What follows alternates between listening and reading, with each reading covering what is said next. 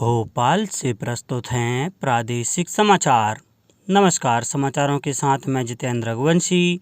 पहले मुख्य समाचार। प्रदेश में नगरीय निकाय चुनावों के प्रथम चरण का मतदान शांतिपूर्ण तरीके से संपन्न हुआ। 78% मतदान की खबर। प्रधानमंत्री फसल बीमा योजना का किसानों को लाभ देने के लिए कंपनियों को कार्य आदेश जारी किए गए। राजधानी के तुलसी मानस प्रतिष्ठान में बनेगा श्री राम संग्रहालय और मानसून की सक्रियता से प्रदेश के अधिकांश हिस्सों में बारिश की संभावना। अब समाचार विस्तार से। प्रदेश में नगरीय निकाय चुनावों के प्रथम चरण का मतदान शांतिपूर्ण तरीके से संपन्न हो गया। मिली जानकारी के अनुसार प्रदेश में लगभग 78% मतदान हुआ। इसके पहले नगरीय निकाय चुनावों के पहले चरण का मतदान कल सुबह 7 बजे के साथ शुरू हुआ। मतदान में दोपहर के बाद तेजी देखी गई। मतदान शाम 5 बजे तक चलता रहा। प्रथम चरण में 11 नगरपालिक निगम में महापौर पद के 101 अभ्यर्थी चुनाव मैदान में हैं। कुल 133 नगरीय निकाय में 2850 पार्षद के पद हैं। इनमें से 42 पद पर निर्विरोध निर्वाचन हो चुका है। शेष 2808 पद पर निर्वाचन होना है। इसके लिए 11250 अभ्यर्थी चुनाव लड़ रहे हैं। सबसे ज़्यादा 18,35,000 मतदाता इंदौर और सबसे कम 1,75,000 मतदाता खंडवा नगर पालिक निगम में हैं। नगरीय निकाय निर्वाचन के पहले चरण में आगरमालवा जिले की बड़ौद नगर परिषद के लिए कल हुए मतदान में शाम 5 बजे तक 87.93% महिलाओं ने अपने मताधिकार का उपयोग किया। देवास जिले में नगरीय निकाय चुनाव 2 चरणों में संपन्न होगा। पहले चरण में नगर परिषद बागली, करनावद, हाट पिपल्या, लोहारदा, कांटाफोड़, सतवास, कन्नौद, खातेगांव, नेमावर में मतदान शांतिपूर्वक संपन्न हुआ। शुरुआती जानकारी के अनुसार जिले की 9 नगर परिषद में औसत 75% से अधिक मतदान हुआ है। गुना में करीब 63% मतदान हुआ। टीकमगढ़ जिले के बलदेवगढ़ में करीब 77.19 और खरगापुर में 77.18% वोट डाले गए। दतिया में लगभग 78.9%, बड़ौनी में करीब 59.4%, कटनी जिले के कैमूर में लगभग 54.1 और विजय राघवगढ़ नगर परिषद में तकरीबन 67.09% वोट डाले गए। बालाघाट जिले के बारासिवनी नगर पालिका परिषद में करीब 59% मतदान हुआ। रीवा में लगभग 69.04% मतदान की खबर है। अनूपपुर नगरीय निकाय आम निर्वाचन के प्रथम चरण के तहत अमरकंटक के नगर परिषद के 15 पार्षद पद के लिए मतदान निर्विघ्न संपन्न हुआ।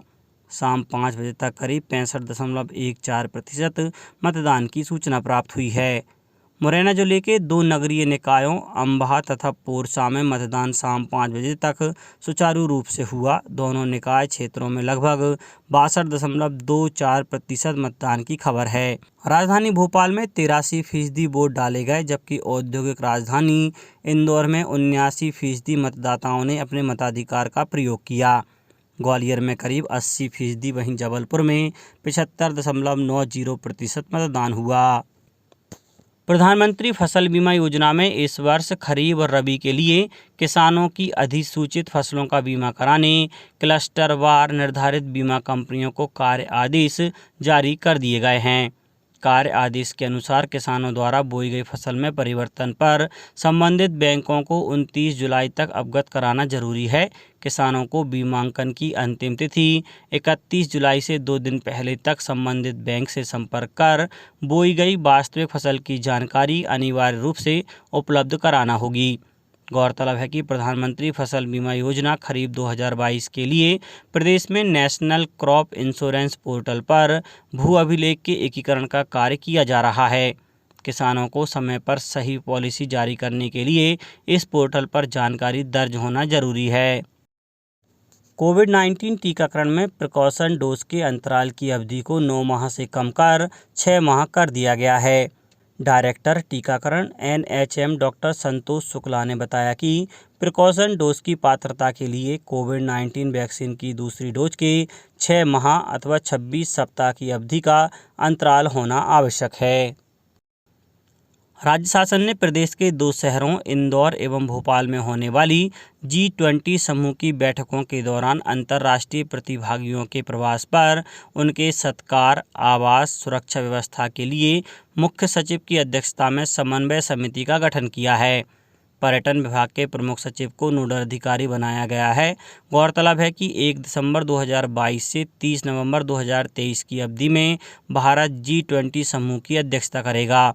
इस अवधि में देश के विभिन्न स्थानों पर 190 से अधिक बैठकों का आयोजन किया जाना है। मुख्यमंत्री शिवराज सिंह चौहान ने कहा है कि भोपाल के तुलसी मानस प्रतिष्ठान द्वारा भगवान श्री राम और मानस के प्रसंग पर आधारित संग्रहालय का निर्माण प्रतिष्ठान के परिसर में किया जाएगा। मुख्यमंत्री श्री चौहान प्रतिष्ठान की प्रबंधकारिणी समिति की बैठक को संबोधित कर रहे थे। उन्होंने कहा कि संग्रहालय को इस तरह विकसित किया जाना चाहिए जिससे भोपाल आने वाले पर्यटक भी इसे देखने अवश्य आएं। मुख्यमंत्री इस प्रतिष्ठान के अध्यक्ष भी हैं। श्री चौहान ने कहा कि संग्रहालय के अवलोकन से विद्यार्थियों को श्री राम की शिक्षाओं को आत्मसात करने में आसानी होगी। इस संग्रहालय की स्थापना के लिए प्रतिष्ठान को आवश्यक वित्तीय सहयोग भी प्रदान किया जाएगा।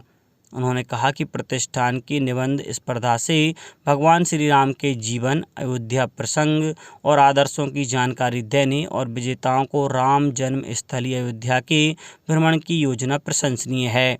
प्रतिष्ठान के कार्याध्यक्ष रघुनंदन शर्मा ने जानकारी दी कि समाज में समरसता के प्रसार के लिए रामचरितमानस के ज्ञान का प्रसार किया जा रहा है।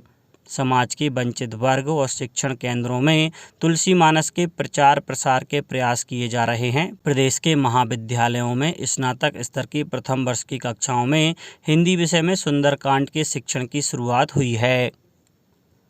कोयला मंत्रालय ने स्पष्ट किया है कि वह आपसी सहमति से तत्काल अपने गैर कार्यकारी कार्यबलों के वेतन समझौता का निपटारा करना चाहता है। मंत्रालय ने कहा है कि कोल इंडिया लिमिटेड अब तक राष्ट्रीय कोयला वेतन समझौते के अंतर्गत 5 बैठकें कर चुका है। मंत्रालय ने कहा है कि कोल इंडिया लिमिटेड देश की पहली केंद्र सरकार की सार्वजनिक क्षेत्र की इकाई है जिसने पिछले 3 वेतन समझौतों का सफलतापूर्वक निपटारा किया है। मंत्रालय ने कहा है कि कोल इंडिया लिमिटेड देश में कोयला क्षेत्र के महत्व को ध्यान में रखते हुए किसी तरह की हड़ताल को टालने के लिए अपने मजदूर संगठनों के साथ सौहार्दपूर्ण संबंध बनाए रखना चाहता है। प्रधानमंत्री नरेंद्र मोदी ने कल गुवाहाटी में अग्रदूत समाचार समूह के स्वर्ण जयंती समारोह का वीडियो कॉन्फ्रेंस के जरिए उद्घाटन किया। उन्होंने इस अवसर पर अपने वर्चुअल संबोधन में कहा कि समाचार पत्र देश के लोकतंत्र को मजबूत करने में महत्वपूर्ण भूमिका निभाते हैं। अब बात मौसम की।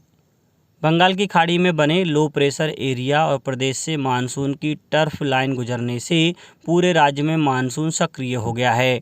हालांकि राजधानी भोपाल में सुबह से ही धूप खिली हुई है, लेकिन बीती रात कुछ इलाकों में रुक रुक कर बारिश हुई। इंदौर जिले में मानसून की पहली जोरदार बारिश हुई। यहां दिन में 3.6 इंच बारिश दर्ज की गई, जिसके कारण शहर में अनेक सड़कें और कॉलोनियां जलमग्न हो गईं। इंदौर शहर में अब तक 8.8 इंच बारिश हो चुकी है।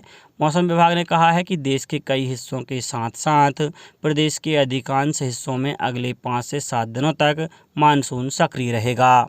अब कुछ समाचार संक्षेप में। प्रधानमंत्री नरेंद्र मोदी ने कल फ़ोन पर दलाई लामा को उनके 87वें जन्मदिन पर बधाई दी। उज्जैन स्थित महाकालेश्वर मंदिर में श्रावण महोत्सव का आयोजन 17 जुलाई से 31 अगस्त तक किया जाएगा।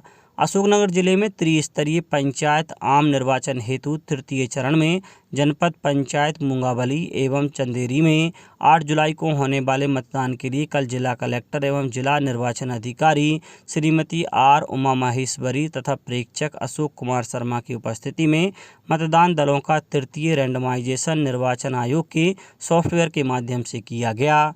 धार जिले के धामनौद थाना अंतर्गत मुंबई आगरा राष्ट्रीय राजमार्ग पर स्थित गणेश घाट पर कल सड़क हादसे में एक व्यक्ति की मृत्यु हो गई और 4 अन्य घायल हो गए, जिसमें 2 बालिका भी शामिल हैं। और शहडोल से होकर गुजरने वाली दक्षिण पूर्व मध्य रेलवे के बिलासपुर मंडल की 18 रेलगाड़ियों को तीसरी रेल लाइन और विद्युतीकरण कार्य के चलते 7 से 20 जुलाई तक के लिए रद्द कर दिया गया है। अंत में मुख्य समाचार एक बार फिर। प्रदेश में नगरीय निकाय चुनावों के प्रथम चरण का मतदान शांतिपूर्ण तरीके से संपन्न हुआ। 78% मतदान की खबर।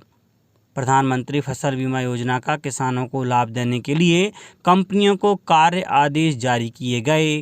राजधानी के तुलसी मानस प्रतिष्ठान में बनेगा श्री राम संग्रहालय और मानसून की सक्रियता से प्रदेश के अधिकांश हिस्सों में बारिश की संभावना।